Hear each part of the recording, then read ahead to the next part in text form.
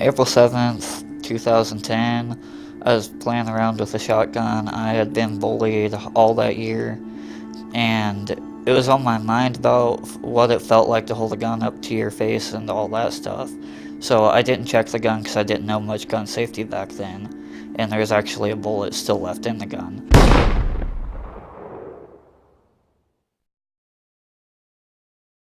It was a Wednesday night. It was about 8:15. The interstate was actually closed from Monument to Colorado Springs, and we live in Monument. I had talked to my husband because he had taken the long way home. I mean, the interstate's our main thoroughfare to get there.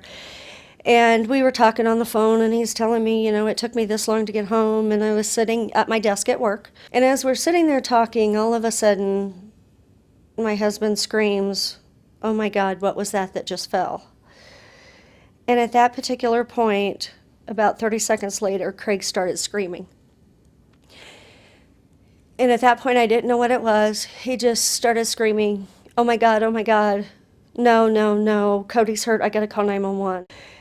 And that's when Craig came on the phone and he said, "Kim, he shot himself," and said, "He has no face. It's gone." And I'm like, "Oh my God, what do you mean it's gone?" He goes, "I'm telling you, it's gone." I've been doing plastic surgery for the past 22 years. And Cody's injuries were one of the rare and most devastating injuries that I've ever seen and I've ever treated in my career. Our examination showed that literally his face was blown out. Our procedures involved some exploration and examination under general anesthesia and putting things together as much as we could. What we do is teach coping skills. So when you're feeling overwhelmed and you don't feel like you have someone to talk to, how do you work through that by yourself? And how can you speak up for yourself? And how can you tell your parents when something is bothering you?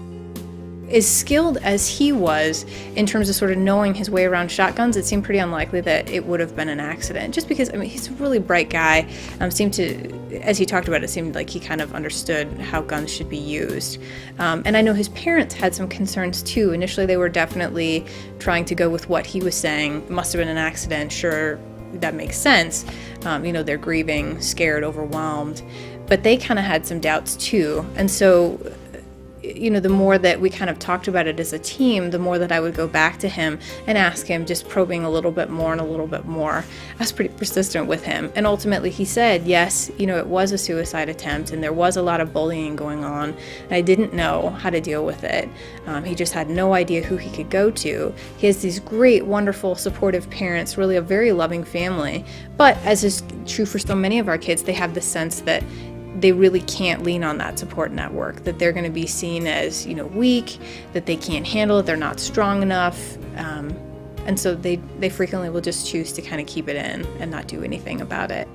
I guess what finally made me break and tell my parents what the intent was behind this was the help of Megan just talking to me about it, saying it's going to be okay to tell them and that they really want to know just what happened and to make them feel more secure about what happened, making sure it wasn't just them or actually what was going on in my mind that night. But I think it was a sigh of relief to finally know what exactly happened to me and what I was going through.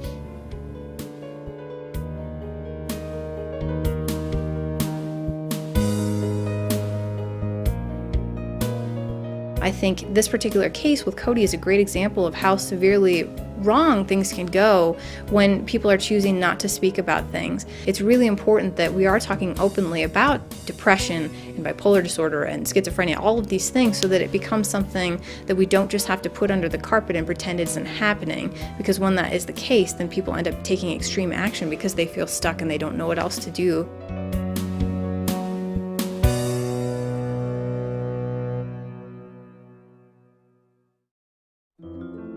We're parents of a wonderful daughter, Maura, first of all, who's 30, a treasure of a person, Harvard Law School graduate, who's now working in New York City as an attorney for the New York State Department of Mental Health, and we're very proud of her. We were also very proud of our late son, Terry. He was a treasure of a person, too. And sadly, we lost him when he was 20 in 2005 after a real tumultuous battle with bipolar disorder. He took his own life at age 20. So sadly, while it's too late to help Terry, what the new Child and Adolescent Psychiatric Unit is doing at Denver Health is life-saving, we believe. It's really cutting edge. The psychologists and psychiatrists are a team that stay with the child throughout treatment, include parents, include families. And the facility itself doesn't look and feel like a psychiatric ward. It's beautiful. And in a time when all over the country, mental health beds and units and resources are shutting down, this one has opened. The first one like it in the country in 10 years. And it's doing really, really good work.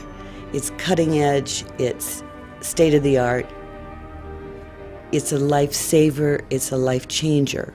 I would encourage everyone with kids or who knows kids or who shakes their head when they read the paper to do what they can to help this unit and the life-saving work it's doing. You can save a life, you can save lives tonight.